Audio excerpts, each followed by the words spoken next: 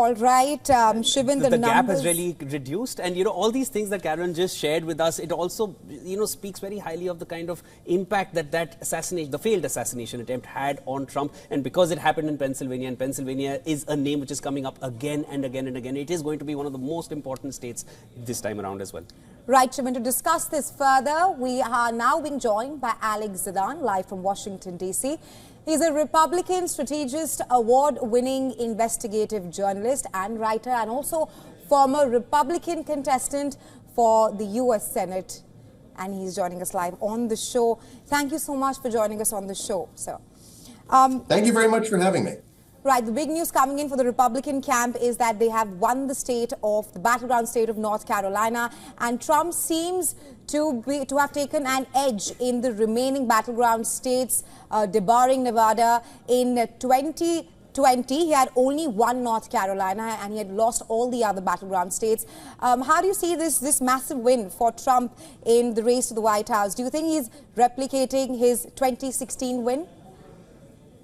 Well, obviously, North Carolina going for Trump is a very good sign. Yes. We are going down the right path. We are not anywhere near at the end of the path yet.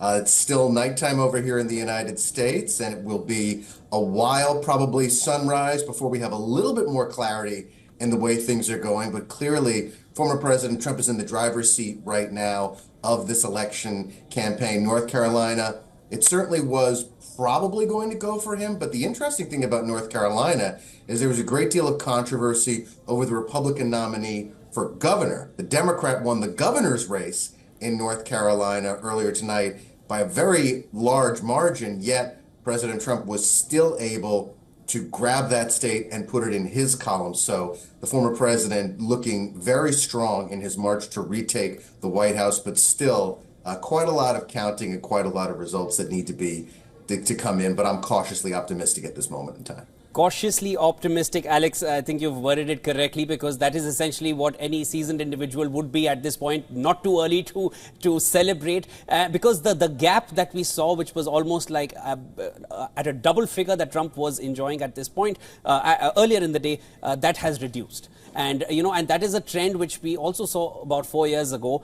Something our Voice of America correspondent had highlighted, that even 4 years ago, we saw that the American map was more red, and then eventually the blue started ticking up, and Biden was announced the winner, because those are the counts which come in earlier, where the Republicans are in the lead. Similarly, we've seen it again happening today. As of now, do you feel how optimistic are you for the other battleground states where Trump is in the lead, marginally though? Sure, I'll say this. The difference, a large difference between this year and 2020 is that Republicans have embraced early voting. So many Republicans in my state and elsewhere went out and voted early, and those votes, to my understanding, have been counted, and they're part of these totals. They are part of these leads that President Trump is building up in other states. Let's talk about the remaining states on the board. Pennsylvania, I am very optimistic about, because former President Trump has spent a great deal of time there. He has that connection with the people of Butler, Pennsylvania. He served McDonald's in Bucks County. That's an unbelievable link to that battleground state. Georgia, he appears to be ahead. He's in a very good position in Arizona, potentially even in Michigan. So I like a lot of what I'm seeing on the board as of right now. Alex, talking about Michigan and Pennsylvania, apart from being the blue wall states, they also have deep union roots in Michigan and in Pennsylvania. They have heavy manufacturing union heavy states. How do you think, and we've seen how Trump and Harris, both of them, have tried to woo that voter base. How do you see Trump faring in on that aspect?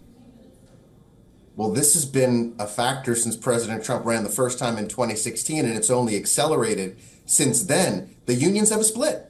The top echelon, the union membership making $700,000, $800,000 a year, they like Democrats. The union rank and file almost overwhelmingly go for Republicans, especially for a guy like former President Trump, who was called the blue-collar billionaire because when he was working with those folks who were building his skyscrapers in Manhattan, he was the one that had a connection with those regular Joe workers. He's always appealed to those blue collar individuals. Sometimes they voted Democrat in the past, but they've come back to the Republican Party for former President Trump in a big way. I think that is another key to those blue wall states. He's certainly chipping away at that Democratic blue wall, and it could be falling before sunrise.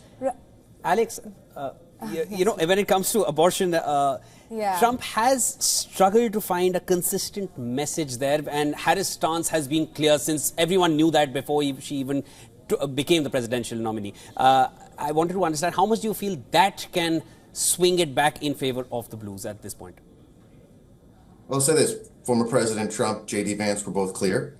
America should not, in their view, have a national abortion ban from the federal government.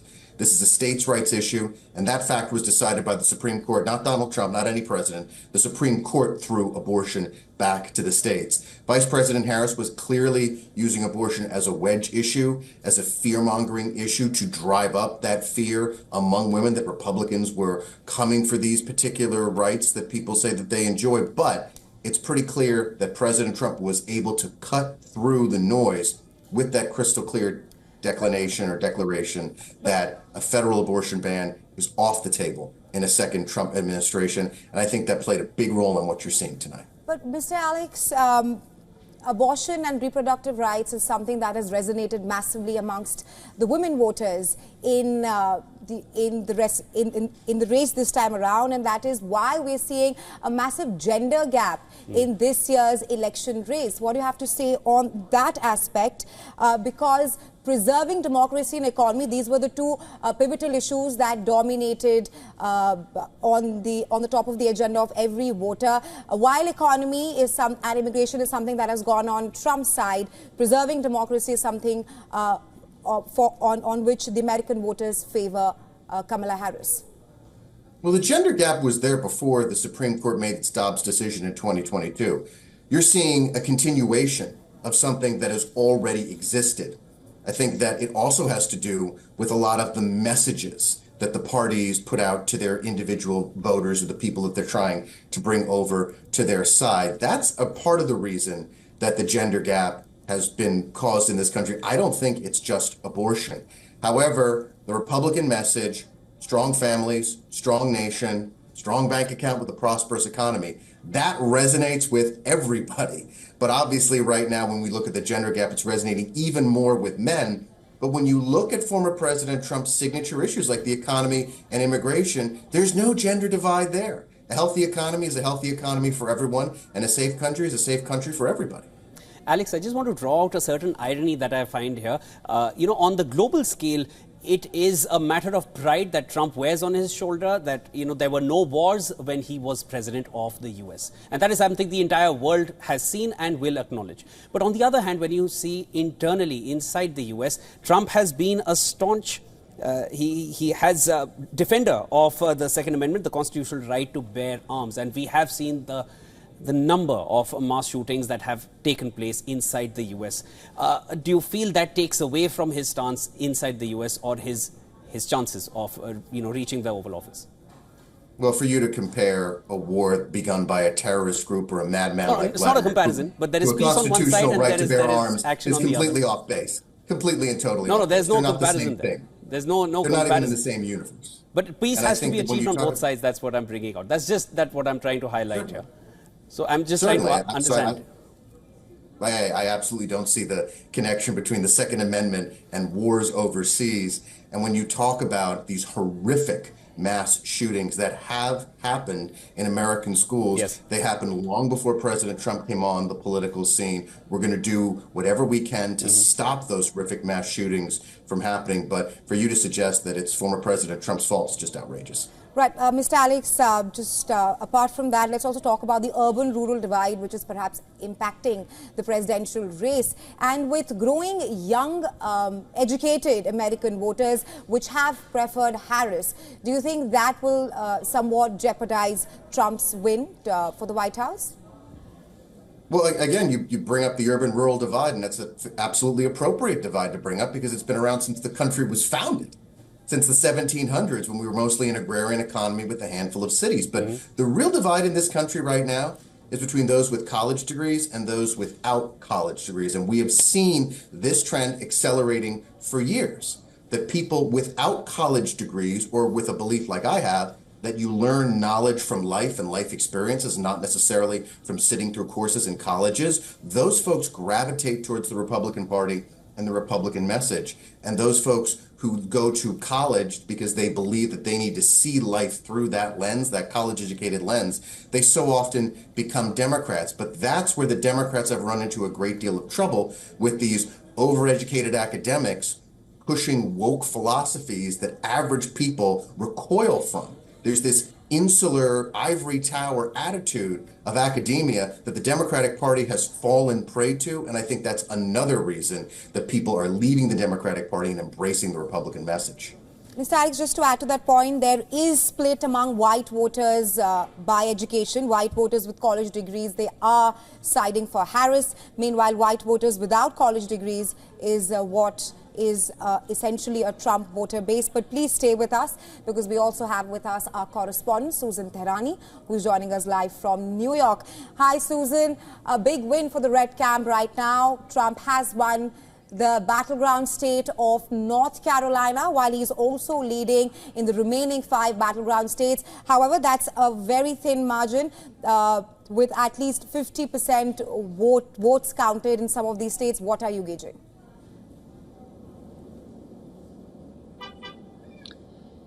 Yeah, states like Georgia and North Carolina, these are hurricane-ravaged states. They recently experienced a lot of destruction, and they had no one to turn to in the Biden administration and the Democrat Party. And Donald Trump was there a lot earlier than many people anticipated. He talked to these people who were affected, and even in those counties that had voted for President Biden in 2020, we're seeing that in North Carolina and in Georgia as well, that they turned to Donald Trump because his messaging resonated with them. When you talk about Pennsylvania, as we've talked a lot about, is really a patchwork of different ideologies. There's red, there's blue.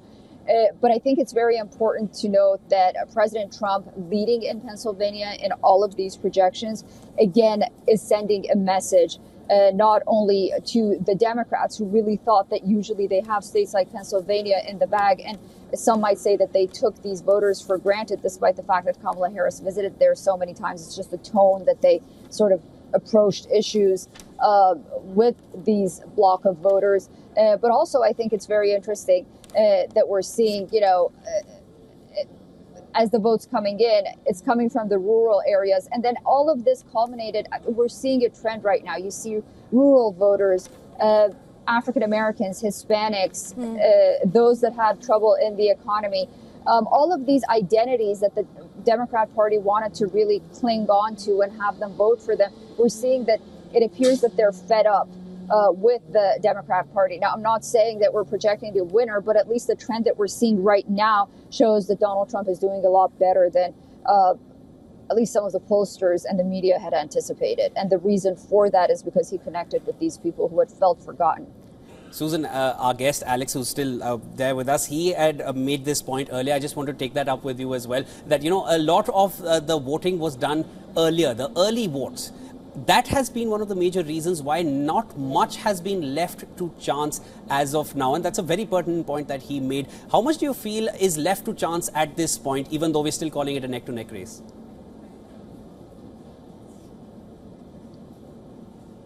Anything could happen. I think the numbers are clear as they're coming in. They're coming in a lot faster than we anticipated. Definitely, perhaps a lot faster than in 2020. Yes. A lot of voters did vote early, but also there's really a lot of people also voted on election day, which I found very interesting, even as in a state like New York. And I think that shows that people, whether Democrat or Republican, really have so much at stake during this election that they really wanted to get their voices heard. But early voting, I think, again, was to the benefit of the Republicans, because generally Democrats vote early. We saw more Republicans were going to the polls and voting early, again, just showcasing how they, really wanted their votes to count and their voices heard. So, life doesn't get in the way, machines don't break on voting day and whatnot. And I think that is one of the most interesting stories of this election cycle. Right. Mr. Alex, coming to you, I have to talk about the swing state of Georgia. While the Republican camp has swept away North Carolina, Georgia seems to be seesawing right now. According to AP and latest numbers coming in, Trump's margin of lead has drastically reduced. He's around at 2%. And we know that Georgia, Sunbelt state, is extremely important for the race for the White House. Now, Georgia's electoral makeup, that somewhat prefers Harris, is tilting towards the blue camp. It has 51% of women voters. Do you see the red camp perhaps winning the state of Georgia, which only happened in 2016? Well, it's certainly possible. If it's 2% at this point in time and you're saying it's seesawing back and forth, that could continue for quite some time. I think what we're seeing right now is we're seeing that a lot of the rural vote has come in. Those red counties have already reported in, and the cities sometimes take a little bit longer to count. That doesn't mean that there aren't still votes in those red counties, and we've got to see which way the suburbs go. I think that's what you're seeing right now. But obviously, whatever happens in Georgia, the bigger story is going to be what happens with Pennsylvania. Georgia has 16 electoral votes. Pennsylvania has 19. Right. Any camp that lost Georgia could make it up by winning Pennsylvania. President Trump is in a great position to win Pennsylvania as of right now. Alex, I wanted to take this up with you. A race which has been so tight till now, and everyone's acknowledging the fact that it is a neck-to-neck race. No one's saying, or no one's stepping ahead of themselves and saying that we've already won or we've already lost. When the race has been so tight, how do you feel that's going to impact the presidency when there is such a divided, population in terms of who should have been the next leader, regardless of who comes to power? One hopes that it does not. We have an electoral process in this country. And if there is uncertainty on a day, on a week, maybe even for more than a week, that uncertainty gets cleared up by January 20th. It has every time in our nation's history. It's cleared up when the president raises his or her right hand over the Bible on Inauguration Day. I mean, when the 2000 recount between George W. Bush and Al Gore went to almost Christmas into mid-December, when it was over, George W. Bush was still the legitimately elected president of the United States, and there was some griping that went on throughout both his terms in office, but the process concluded and the system of democracy worked. I think that no matter how close it was before, the polls said it was, and what the final margin ends up being, we're used to this process in this country. We like it. It's a little bit rough every 4 years. It gets a little bit hairy, but we work it out. That's what we do as the United States of America. Right. Please stay with us. As for all those tuning into WION World as well, we want to get you the latest numbers right now. In the presidential race, the high-stakes presidential race, the Democrats, the Kamala Harris, has garnered 209 electoral votes. Meanwhile, the Republicans are at 230. The numbers that you're seeing on your screens right now, that's a combination of the leads and the wins, which shows 303 for Trump, for the red camp, and 226 for Harris. This is a combination of the early leads and the wins, a total combination of the electoral votes. Shivan, it does look like that the margin is only narrowing down. However, talking about the swing states also, Trump has won the state of North Carolina, and he's leading in Georgia and Pennsylvania by a slim margin of 2 to 4%. It's the race to 270, and of course the figures that you've just read out, Resha, while Trump still has a good enough lead, but it's not as wide as it was even an hour ago. And that, of course, is because a lot of the states which were more of the urban states, they are now coming in. The accounts from those states are coming in, and that, of course, is going into the blue account. And as of now, the figures that we're bringing you, as Resha mentioned, is 303 for Trump and 226 for... These are, of course, leads and wins. So confirmed wins plus the leads that we have as of this, and the confirmed figure will come in a little later, as and when we'll get to it. Susan, just coming to you very quickly, how do you see the higher voter turnout favoring Trump at this point of time?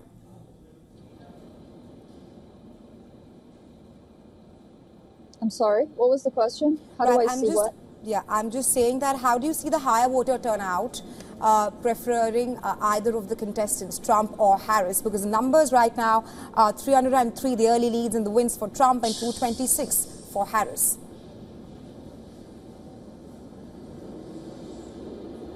Yeah, I mean, it's been a high voter turnout this time around. Of course, it's not as high as it was back in 2020. That might have been because of COVID that a lot of people voted early and they sent absentee ballots and didn't wait until election day. But, you know, again, these are all conversations that we have right now as the numbers are coming in. It's really difficult to try to project, you know, what these high turnouts really mean for either candidate. But we are seeing, for example, that those early voting trends that Republicans were really getting after, that definitely possibly helped the former president. Thanks, Susan, for getting us, of course, all the latest. You've been joining us every hour, getting us the latest on that front. Thank you so much. And of course, here's hoping the results keep coming in as fast as they have been coming in as of now, so that we know the result. And it doesn't turn out to be the 4-day wait that Pennsylvania had us on 4 years ago. Thanks so much. That was Susan Tehrani, our correspondent, joining us from New York. Alex, I'll come back to you. Immigration, abortion, and economy. As far as economy is concerned, there were several voices which suggested that they would lean more towards Trump. They have more trust in the red camp. As far as immigration is concerned, several voices have also suggested that has also been a winning factor for Trump. Do you feel, and I'm kind of circling back to what we had discussed a little earlier as well, with abortion and, of course, the rest of Kamala Harris' stance, do you feel the Blues can spring a surprise even at this point? Well, at this point, voting's over, so there's no surprise to be sprung. I think that the economic message that was put out by former President Trump and his campaign and the message of immigration could not have been better timed. So much in politics is down to timing, the way things happen, the events that circulate in our news feeds, and what we saw throughout the summer and into this fall was that the economy under Biden, under Vice President Harris, was slow and sluggish. Inflation was still persistent. Things cost more at the grocery store. And former President Trump was crystal clear about his campaign from the beginning that he was going to bring back the economic prosperity that America enjoyed under him. And going back more than a year ago, when some of these border states overflowed with migrants seeking asylum and ended up putting some of them on buses and sent them to very blue states like New York and like New Jersey, that brought home the immigration issue in a way that maybe it hadn't before, and made a lot of people, including Democrats and independents, sit up and take notice of that as an issue that was truly happening in their own backyard. So President Trump running a very, very disciplined, very focused campaign on those issues, but events have a vote of their own, yes. And events this year voted for Donald Trump. Mr. Alex, just quickly before we slip into a very short break, there seems to be a shift in the demographics of the United States of America, a shift which perhaps has favored the Trump camp, the red camp. We have seen that Trump has somewhat made inroads in the traditional Democrats' voter base. How was that possible? Because even the Latino and the Asian American population, they are somewhat tilting towards Trump. And these are the voter bases that were essentially favoring the Democrats in the past. Certainly. I think a lot of it's the economic message. I think a lot of it is the message that we're going to restore peace and prosperity to this country and allow you, the individual, to set your economic course, get ahead, and provide for your family. That message resonates with everybody, but it's clear that that message definitely resonated with men. The numbers are showing that the message resonated with black men. And I think that that was a factor in moving some of these states like Georgia far closer to President Trump, even though, of course, Georgia hasn't been called yet. The race there is pretty close.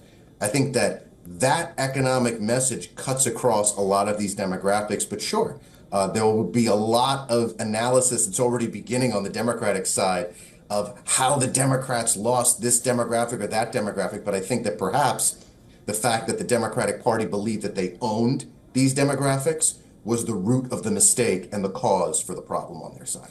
Alex, as far as the trends till now have suggested, it has been, it's only shown the Republicans in the lead. What is the sentiment within the Republican camp? Are they still looking at the figures and waiting for the final result to be out, or do you feel a sense of early celebration setting in? What's the sentiment there?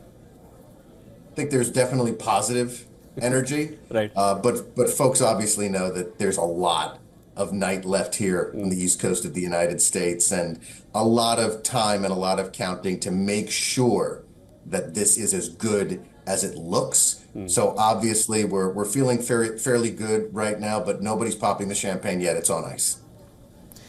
Alex, thank you so much for joining us on the broadcast. Pleasure speaking with you. You took all our questions, you gave them your answers, and thank you so much for dealing all those answers for us. That was Alex Dunn. Pleasure speaking with you. Thank you for having me.